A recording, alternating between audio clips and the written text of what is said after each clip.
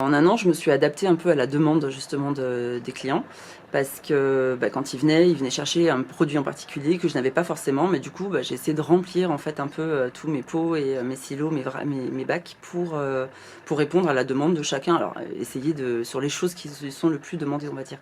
Donc c'est appréciable pour les clients et puis moi du coup j'ai l'impression aussi de répondre à ce qu'ils attendent de cette boutique. Donc voilà. Tu as des exemples à nous citer en fait de produits auxquels tu t'attendais pas mais qui ont été très demandés?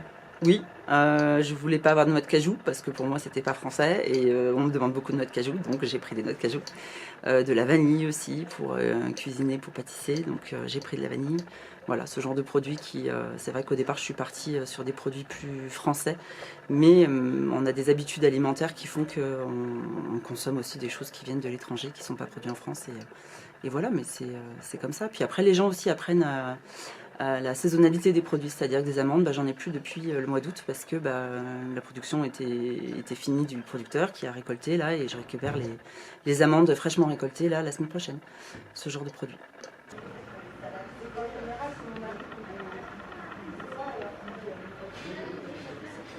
Alors la boutique elle s'est déjà remplie de plein de produits essentiellement locaux et français si possible, hein. C'est ce que je mets en avant et pouvoir consommer que ce qu'on a besoin et pas prendre de surplus. Et voilà, je vends des valeurs aussi, c'est-à-dire limiter les emballages. Et les gens sont sensibles à ça, et les gens reviennent, et de plus en plus ont envie de consommer autrement, et peut-être différemment, mais mieux en tout cas.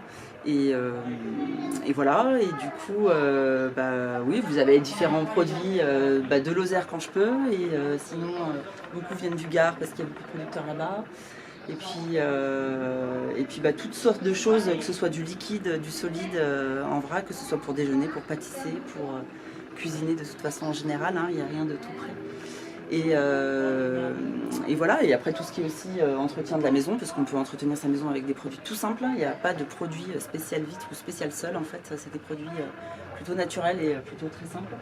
Et pareil, dans tout ce qui est cosmétique et les salles de bain, Gare, Lozère, c'est quasiment essentiellement de là d'où viennent mes produits, et hormis la marque Endro qui vient de Bretagne, mais ce sont des pots consignés. Donc on reste dans une salle de bain zéro déchet. Et les gens apprécient et sont même surpris de trouver des produits qu'ils n'avaient pas l'habitude de voir en vrac en fait. Et voilà.